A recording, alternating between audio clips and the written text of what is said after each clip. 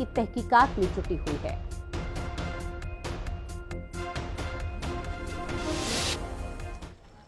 और ये दो तस्वीर आपको दिखा रहे हैं। सिवान में दो पक्षों में तलवारबाजी हुई, उसके बाद किस तरह से इलाके में फिलहाल यहां पर सनसनी और डर का माहौल बना हुआ है। वहीं दूसरी तस्वीर आपको एक दिन पहले की दिखा रहे हैं, जहां एक शख्स की जोरदार तरीके से पिटाई की थी। और इन दो तस्वीरों के आधार पर अब पुलिस की कार्यप्रणाली पर सवाल उठाए जा रहे हैं, राज्य सरकार पर सवाल उठाए जा रहे हैं कि राज्य सरकार की कानून व्यवस्था कहां है, क्योंकि बिहार में आए दिन इस तरह के आपराधिक घटनाएं घटित हो रही हैं। आपराधिक मामले लगातार सामने आते हैं। दिन दहाड़े किसी को भी गोलियों से भून दिया जाता है या किसी की भी पिटाई कर दी जाती है और उनके वीडियोज सोशल मीडिया पर वायरल होते हैं, लेकिन पुलिस के हाथ खाली रहते हैं क्योंकि वो आरोपियों की गिरफ्तारी नहीं कर पाती है, जिसकी वजह से एक बार फिर से कानून व्यवस्था को कटघरे में लाकर खड़ा कर दिया गया है। एक तस्वीर आपको दिखा रहे सिवान में जहां दो पक्षों में तलवारबाजी हुई, तो वहीं एक दूसरी तस्वीर एक दिन पहले की बताई जा रही है जब एक शख्स की जोरदार तरीके से पिटाई की गई है। घर नहीं चाहिए, घर हम ढा देंगे, घर नहीं चाहिए हमको। और इस पूरे मामले को लेकर मृतक के परिजन मुकुंद सिंह ने बताया कि शत्रुघ्न नाम के व्यक्ति का पूरा परिवार शराब का कारोबार करता है। हम लोगों ने कई बार कुछ महीने पहले ही महाराजगंज एसडीओपी और भगवानपुर थाने की पुलिस को सूचना दी, लेकिन अब तक कुछ नहीं हुआ। अगर कार्रवाई हो जाती तो आज ये हत्याएं नहीं होती। कुछ दिन पहले वो जो उसका एक भाई है, ब्रिज किशोर की ऐसे ही कुछ नाम है, उसका नाम अच्छा से नहीं याद आ रहा है, वो दारू बेचता था तो हम लोग गाँव वाले पकड़वा दिए थे। तो उसी के वो दोस्त में लिया था, अपने दोस्त में सीना में लेके बात को ये ऐसा कर रहा था। उसके बाद मेरे गांव के अभी जस्ट आज जो घटना हुआ है इससे 2 दिन पहले एक जन गए थे वहां पे दुकान पे सामान लेने, तो उसको पकड़ के अपने घर में ले गया, मारा ओरा, पूरा दागे उगे कर दिया था। उसके बाद आज क्या हुआ कि हमारे गांव के कुछ जो सीनियर जो लेवल के हैं लोग, वो दुकान पे अपने बैठे थे लोग, मलमलिया उन लोग का व्यवसाय है, उधर से वो अपना आदमी बुलाया था 20-30 उग्रवादी टाइप के, बंदूक बंदूक लेके, जो जो उसके सामने आया उसको सबको मारते गया। वहीं इस पूरे मामले पर एसपी मनोज तिवारी घटनास्थल पर पहुंच चुके हैं, जहां उन्होंने मीडिया से बातचीत की और बताया कि 3 लोगों की मौत हो चुकी है, जबकि 4 लोग गंभीर रूप से घायल बताए जा रहे हैं। तलवारबाजी के कारण घटना घटित हुई है, आपसी लड़ाई के कारण ये सब हुआ है। आगे की कार्रवाई की जा रही है। हम लोग देख रहे हैं 2 जगह एक बॉडी है, एक जगह 2 बॉडी है, एक जगह 1 बॉडी है। इसके बारे में हम लोग गहराई से छानबीन कर रहे हैं। इस वजह से द्वारा बताया जा रहा है कि गाड़ी चापात और तलवार से ये किया गया है, हत्या किया गया है। कुछ पुराना विवाद की कमी बताया जा रहा है। हम लोग गहराई से छानबीन कर, गोली चलने का भी तो वैसा तो इंजरी भी अभी देखने को नहीं मिला। बाकी के हिसाब से लोग तरह तरह की बातें कर रहे हैं। सब लोगों के बात को सुनकर हम लोग जांच कर रहे हैं। तत्काल जिसका नाम प्रोमिनेंटली आया है उसके खिलाफ 3 टीम बना करके ताबड़तोड़ रेड की कार्रवाई चल रही है। हम लोग बहुत कड़ाई से उसके खिलाफ कार्रवाई करेंगे और हम आप लोगों को भरोसा दिलाते हैं, आप लोगों के माध्यम से भरोसा दिलाते हैं कि जिसने यह अपराध किया है, हम लोगों को कुछ कुछ क्लू मिलना शुरू हो गया है। पब्लिक ने बहुत सारी बातों को बताया है। हम लोग अच्छे से एविडेंस कलेक्ट कर करके स्पीडी ट्रायल करके सजा। वहीं इस पूरे मामले को लेकर अब सियासतदानों का क्या कुछ कहना है, वो भी जरा आप सुन लीजिए। ये घटना जो हुआ है ना, ये 4 दिन से चल रहा था।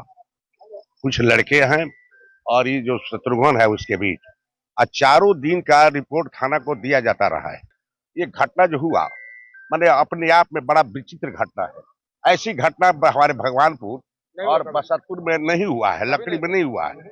इतना दिन 40 साल की राजनीति के काल में मैंने देखा ये पहली घटना है कि जहां लोगों के बीच में एक दिन दहाड़े ये रेलवे के ओवर पुल पर, वहां बसंती स्कूल जो है उच्च माध्यमिक, वहां 2 लोगों को मारा गया।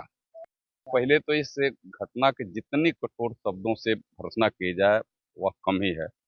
यह बहुत ही माने हमें लगता है कि यह घटना जिस तरीका से हुआ है, जिस संस्था जिसमें दिखा गया है, उससे सारा प्रकाष्ठा यह तोड़ करके घटना घटी है। और मैं आप सब के माध्यम से पूरे समाज और परिवार के लोगों को मैं विश्वास दिलाता हूँ, जिस तरीका से डीआई साहब बोल रहे थे 100% जितना वो बोल रहे उससे ज्यादा बढ़ करके कार्रवाई होगी और यह कार्रवाई आपको कुछ घंटों में दिखने लगेगी। अभी तक तो मैंने जब से यह घटना घटी है तब से अभी तक जब तक बॉडी नहीं उठा था, प्रशासन भी उसी में लगा हुआ था। हम लोग भी उसी की चिंता कर रहे थे कैसे हो। हम लोग भागे भागे कहीं सुदूर 100 किलोमीटर दूर थे, सीधे वहां से कहीं नहीं गाड़ी, जहां मैं जा रहा था वहीं से गाड़ी मैंने टर्न किया और सीधे मलमलिया की तरफ रुख किया। और इसी पर ज्यादा जानकारी के साथ मेरे सहयोगी संजीव हमारे साथ लाइव बने हुए हैं। संजीव जी, देखिए, देश में चाहे कितना भी विकास हो जाए या देश कितना भी आगे निकल जाए, लेकिन बिहार की जो कानून व्यवस्था है वो जो उसकी तस रहेगी। बिहार की कानून व्यवस्था कभी नहीं सुधर सकती। इस तरह के मामले आए दिन सामने आते हैं।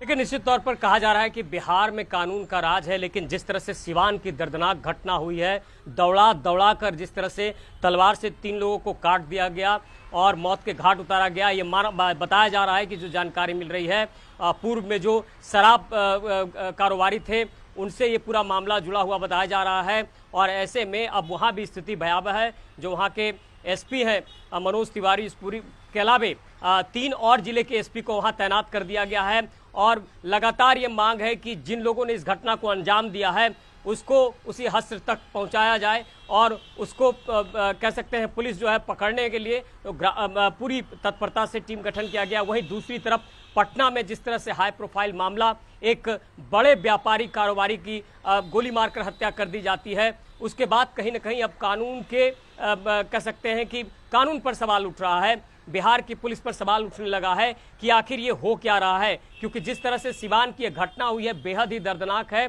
कि जिस तरह से जो वहां पर जानकारी मिल रही है कि मलमलिया कोई जगह है, वहां पर ये पूरी घटना को अंजाम दिया गया है, जहां की एक पक्ष और दूसरे पक्ष के द्वारा ये पूरी बात आई है सामने कि मुन्ना सिंह जो है उनको कह सकते हैं कि तलवार से वार किया गया, उसके बाद अन्य लोगों पर वार किया गया, फिर उससे भी नहीं मन भरा तो जो जानकारी है कि बच्चों को बच्चे थे वहाँ पर, वहाँ भी उसको दौड़ा दौड़ाकर बाइक से रौंद दिया गया। तो ये पूरी जो है दर्दनाक घटना है। और ऐसे में पटना में भी जिस तरह से कारोबारी की हत्या हुई और अन्य जगहों पर जो हत्या के वारदात सामने आ रहे हैं, विपक्ष पूरी तरह से हावी है। विपक्ष लगातार ये पूछ रहा है कि आखिर सरकार का इकबाल कहाँ गया, पुलिस का इकबाल कहाँ गया। और इस तरह से अब सीधा सवाल उठ रहा है सरकार पे, जो कानून के राज की बात करते हैं, जो कानून के भले की बात करते हैं। सवाल ये उठता है कि आखिर जो भी इतने बड़े हत्या हो रहा है, लूट हो रहा है, डकैती हो रहा है, अपराध हो रहे हैं, झूठे केसों में फंसाया जा रहा है लोगों को, और उसमें कहीं ना कहीं जो भ्रष्टाचार की बात सामने आती है, इन्वेस्टिगेशन सही तरीके से नहीं हो पाता है, तो ऐसे में सरकार पर सीधा सवाल खड़ा होता है कि आखिर ये हो क्या रहा है बिहार में। और बिल्कुल संजीव, देखिए, ये 2 केसेस तो सामने आ गए, हाईलाइट हो गए, इनके वीडियो सोशल मीडिया पर वायरल हो गए, इसलिए आज हम आपसे चर्चा कर पा रहे हैं और जानकारी ले पा रहे हैं। लेकिन ना जाने अभी जब हम चर्चा कर रहे हैं तो कितने केसेस ऐसे होंगे जो अभी आपराधिक घटनाएं घटित बिहार के अलग अलग क्षेत्रों में और जिलों में घटित हो रही होंगी। पुलिस प्रशासन की तरफ से महज अभी आश्वासन दिया गया है कि जो अपराधी हैं, जो आरोपी हैं, जो बदमाश हैं, वो जल्द ही जेल की सलाखों के पीछे होंगे। लेकिन सवाल पुलिस प्रशासन से बस इतना ही उठ जाता है हर किसी का और बिहार की जनता का कि भले ही अपराधी जेल की सलाखों के पीछे होंगे, लेकिन अपराधियों के मन में वो खौफ कब पैदा होगा कानून व्यवस्था का और पुलिस प्रशासन का? बिल्कुल आपने सही सवाल किया कि आखिर जब कानून इतना सख्त है, इतनी सारी व्यवस्था की जा रही है, सरकार के द्वारा 112 डायल, कई गाड़ियां लाई गई, कई जो वैकेंसीज हैं वो क्रिएट किए जा रहे हैं, सिपाहियों की भर्ती हो रही है, तो आखिर कानून की व्यवस्था में जो जनता का पैसा लग रहा है, जो सोर्सेस लग रहे हैं, जो इनपुट है, जो तमाम तंत्र है, वो क्या कर रहा है? आखिर बिहार में ये हो क्या रहा है? क्यों इतनी हत्याओं, क्यों लोग अपराध को बेखौफ अपराध कर रहे हैं? अपराधी बेखौफ हैं, शराब माफिया बेखौफ हैं, बालू माफिया बेखौफ हैं, और जिस तरह से बड़े कारोबारियों की हत्या हो रही है, इससे तो साफ है कि आखिर बिहार में जो सरकार ये कहती है कि इंडस्ट्री लगेगा, यहाँ पे लोगों को आना चाहिए, तो एक डर का माहौल जिस तरह से बना है, उसके बाद से कई सवाल खड़े हुए हैं। और आप देख रहे हैं सिवान की घटना नहीं, कई ऐसी घटना हुई है जिससे कि सरकार पर अब सवाल खड़े हो रहे हैं। तो आखिर इसका जवाब कौन देगा? पुलिस पर तो सीधा ये कह सकते हैं कि उंगली उठ रही है। और जिस तरह से जो हत्याएं हो रही है उसके बाद क्या अपराधी बेखौफ होकर जिस तरह से हत्या को अंजाम दे रहे हैं, एसआईटी टीम की गठन कर देना, उसकी पकड़ धकड़ कर बिल्कुल। देना, और देखिए आगे ये आने कई बार वाले होता समय है, कई बार विधानसभा अपराध चुनाव होते है, हैं। कानून व्यवस्था को लेकर लगातार दावे वादे किए जा रहे हैं, लेकिन वो दावे वादे और राज्य सरकार की जो इमेज है उस पर किस तरह से पलीता लग रहा है वो उस तरह के मामलों में समझा जा सकता है। बहरहाल आप बने रहिएगा, आगे और भी खबरें जिन पर आपसे अपडेट लेंगे, क्योंकि राजधानी पटना से एक और बड़ी खबर मिल रही है जहां एक बिजनेसमैन यानी कि कारोबारी की निर्मम तरीके से हत्या कर दी गई। आपको बता दें कि मामले में नया सीसीटीवी फुटेज सामने आया है।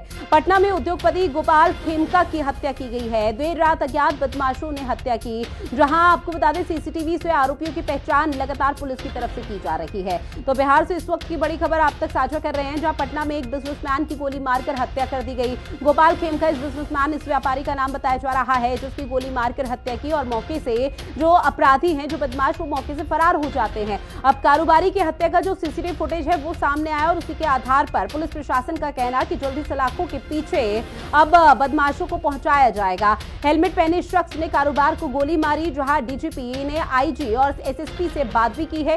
पटना सेंट्रल एसपी के नेतृत्व में एसआईटी का गठन कर दिया गया है। पटना में कारोबारी की हत्या की है और ये सीसीटीवी फुटेज आपको दिखा रहे हैं।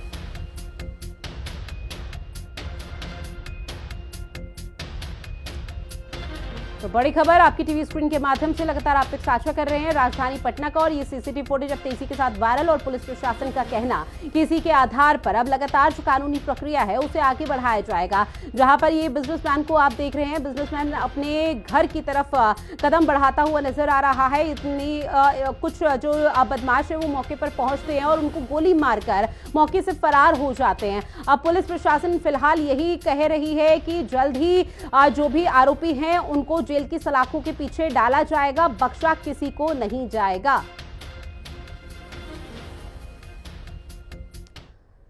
वहीं बिजनेसमैन गोपाल खेमका की हत्या का मामला, जहां घटनास्थल पर पहुंची फॉरेंसिक टीम, जहां हत्या की जांच के लिए एसआईटी का गठन किया गया। बड़ी खबर, बिहार पुलिस ने एसआईटी टीम का गठन कर दिया है। तो बड़ी खबर लगातार साझा कर रहे हैं, जहां आपको बता दें कि पटना में बिजनेसमैन गोपाल खेमका की हत्या की गई। अब जो फॉरेंसिक टीम है वो मौके पर यानी कि घटनास्थल पर पहुंची है और तहकीकात लगातार कर रही है, साक्ष्य जुटाने की कोशिश कर रही है। हत्या की जांच के लिए एसआईटी का गठन कर दिया गया।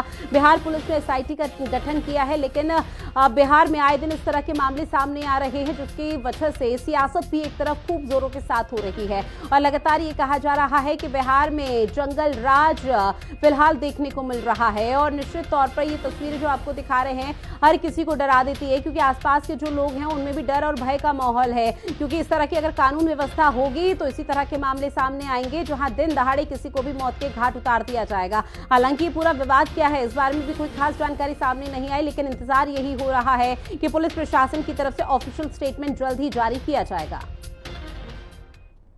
इनके बच्चे को मारा गया था और पिता को मार दिया गया। क्या बचता है भाई? क्या है इससे बड़ा कौन है समाज? 4 तारीख की रात में 11 बजे के आसपास गांधी मैदान के साउथ एरिया में यह सूचना मिली है कि अपार्टमेंट के सामने जो बिजनेसमैन है गोपाल खेमका जी, उनको चोट लगने से गोली लगने से मृत्यु हो गई है। जैसे इसकी सूचना पुलिस को मिली है हॉस्पिटल में, तो वहाँ पे पुलिस पहुँच गई थी।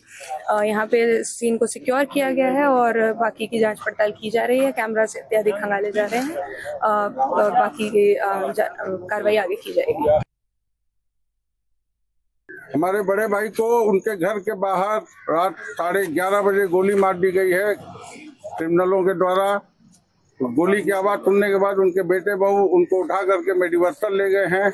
उसके बाद तमाम रिश्तेदार वहां पहुंचने के बाद पुलिस को खबर की गई है और हम लोगों ने ही थाने को इन्फॉर्म किया, तो कंकड़बाग या जो भी उसके सराउंडिंग का थाना है वो आया है, उसने भी फ्लैश किया है। उसके बाद गांधी मैदान थाना 1:33 पे मेडिवर्सल में पहुंचा है।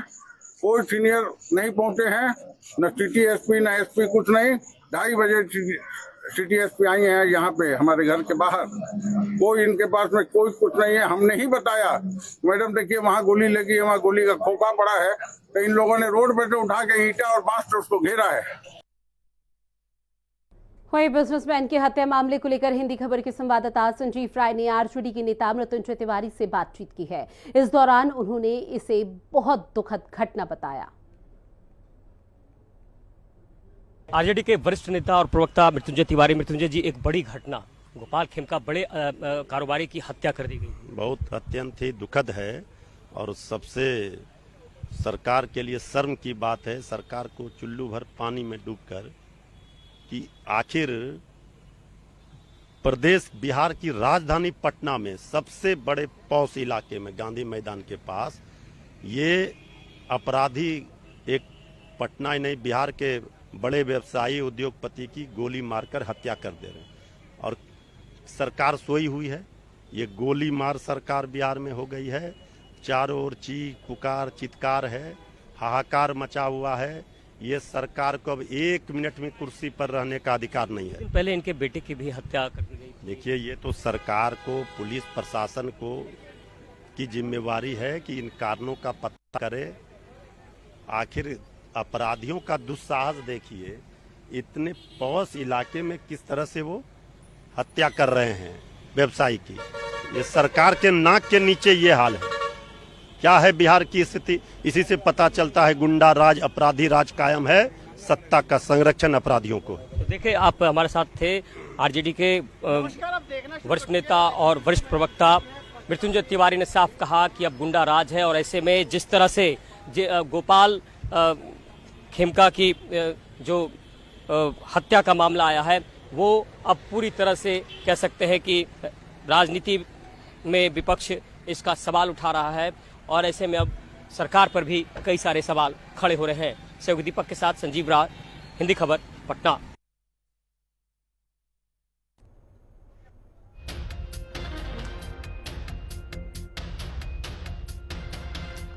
वही हिंदी खबर के संवाददाता संजीव राय ने घटनास्थल का भी जायजा लिया है। रिपोर्ट देखिए। बिहार की राजधानी पटना में देर रात एक बड़े कारोबारी, बड़े व्यवसायी गोपाल खेमका की गोली मारकर हत्या कर दी जाती है। ऐसे में ये आवास आप देख रहे हैं गोपाल खेमका का, जहां पर जो परिजन हैं, जो लोग हैं, वो किस तरह से मर्माहत हैं और यही वो आवास है जहां वो रहते थे। काफ़ी वीवीआईपी इलाका है, ये काफ़ी पॉश इलाका माना जाता है पटना का। और ऐसे में आपको दिखाते हैं किस तरह से जो ये पूरी घटना को अंजाम दिया गया है। गोपाल खेमका जब जो जानकारी है बाकीपुर क्लब से लौट रहे थे और इसी गाड़ी से वो लौट रहे थे BR01CY7700। और यहाँ पर आपको हम तस्वीरें दिखा रहे हैं किस तरह से जो आप देखिए किस तरह से जो गोली मारी गई, उसमें खून के धब्बे और तमाम चीज़ें दिख रहे हैं। और यही वो गाड़ी है जिससे वो लौट रहे थे। राम गुलाम चौक के नाम से जाना जाता है। और ऐसे में जिस तरह से एक बड़े व्यवसायी की हत्या हुई है, अब सरकार पर भी कई सारे सवाल खड़े हो रहे हैं, पुलिस पर सवाल खड़े हो रहे हैं। ये जो इलाका है पटना का गांधी मैदान इलाका है, इनके घर से अगर दूरी देखी जाए तो गांधी मैदान की दूरी महज 100 मीटर है। यहाँ रात कह सकते हैं कि 12-1 बजे तक जो है पूरी चहल पहल रहती है। और ये ऐसी जगह है जहाँ पर प्रशासन के तमाम लोग, चाहे वो जिलाधिकारी हो पटना के, वो कुछ ही दूरी पर हैं, एसएसपी आवास है कुछ दूरी पर। और ऐसे में अब पुलिस का इन्वेस्टिगेशन यानी पुलिस की जांच तो हो रही है, लेकिन इस पर विपक्ष भी सवाल खड़े करने लगा है। सहयोगी दीपक के साथ संजीव राय, हिंदी खबर, पटना। वही बात करेंगे अब बिहार के नालंदा की, जहां बदमाशों के हौसले लगातार बुलंद हो रहे हैं। बड़ी खबर, साइकिल से जा रहे एक युवक की जमकर पिटाई कर दी। आपको बता दें कि 25 की संख्या में बदमाशों ने इस बड़ी घटना को अंजाम दिया। बीच बचाव में आए 2 और लोगों के साथ भी जमकर मारपीट की गई। बताया जा रहा है कि आगामी मुहर्रम का जो त्योहार इस्लाम धर्म का आ रहा है, उसकी तैयारियों को लेकर बसार बीघा के पास एक समुदाय के लोग जा रहे थे। इस दौरान झुंड में एक युवक का साइकिल टकरा जाती है। इसके बाद आक्रोशित बदमाशों के झुंड ने युवक के ऊपर लाठी डंडों से जोरदार तरीके से और हमला कर दिया और गंभीर रूप से उसे जख्मी कर दिया। बीच बचाव में आए 2 रिश्तेदारों के साथ भी जमकर मारपीट की गई है और उनको भी जख्मी कर दिया गया।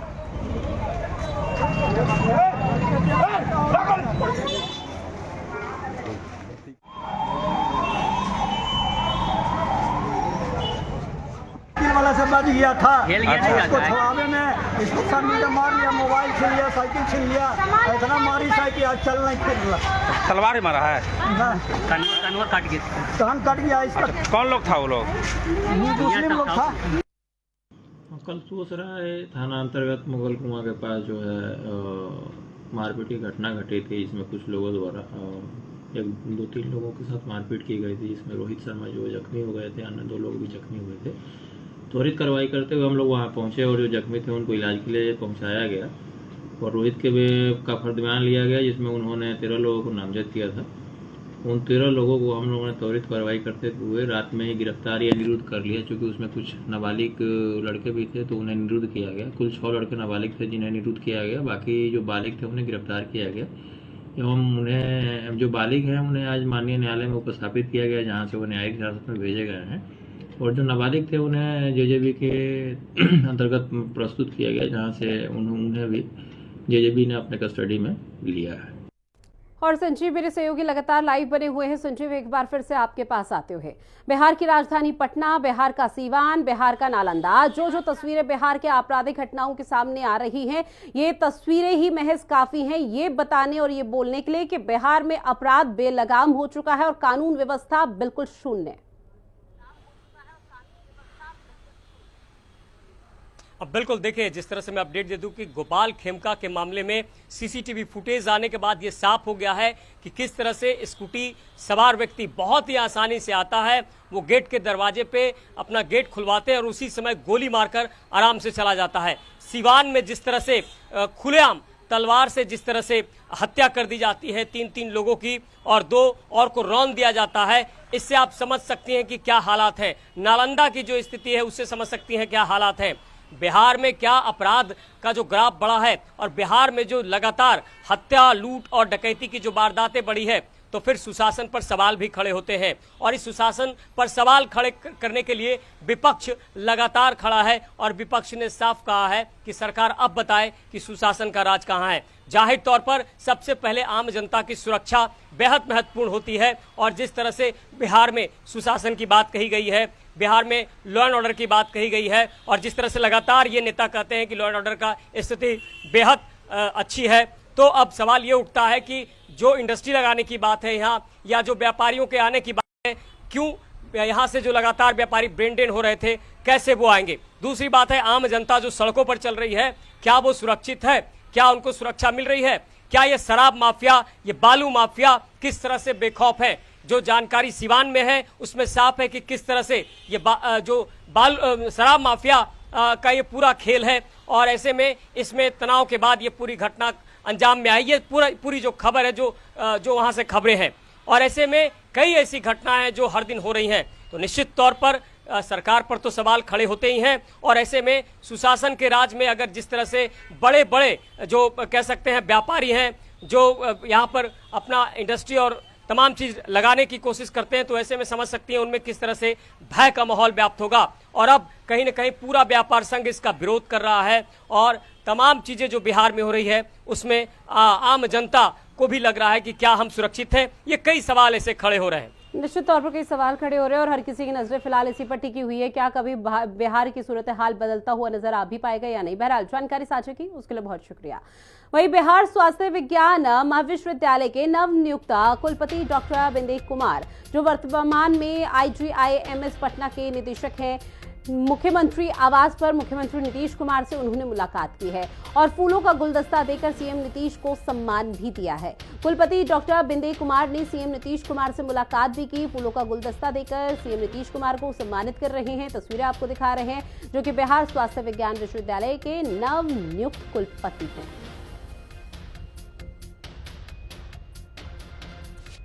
अब बात करेंगे दिल्ली के करोल बाग की, जहां आग पर पाया गया काबू। राहत भरी खबर, बड़ी खबर, जहां विशाल मेगा मार्ट में भीषण आग लगी थी, लाखों का माल जलकर खाक हुआ था। आग लगने की वजह से एक शख्स की भी इस दौरान मौत हो गई, लेकिन राहत भरी खबर ये कि फिलहाल आग पर काबू पा लिया गया है कड़ी मशक्कत के बाद। तो ये तस्वीरें आपको दिखा रहे हैं जब राहत की सांस लेते हुए ये फायर ब्रिगेड की टीम भी अब नजर आ पा रही है। दिल्ली के करोल बाग का ये पूरा इलाका, जहां विशाल मेगा मार्ट में भीषण आग लगी थी, उसको लगातार बुझाने का प्रयास किया जा रहा था और कड़ी मशक्कत के बाद आखिरकार आग पर काबू पा लिया गया। नहीं की, किसी ने नहीं की।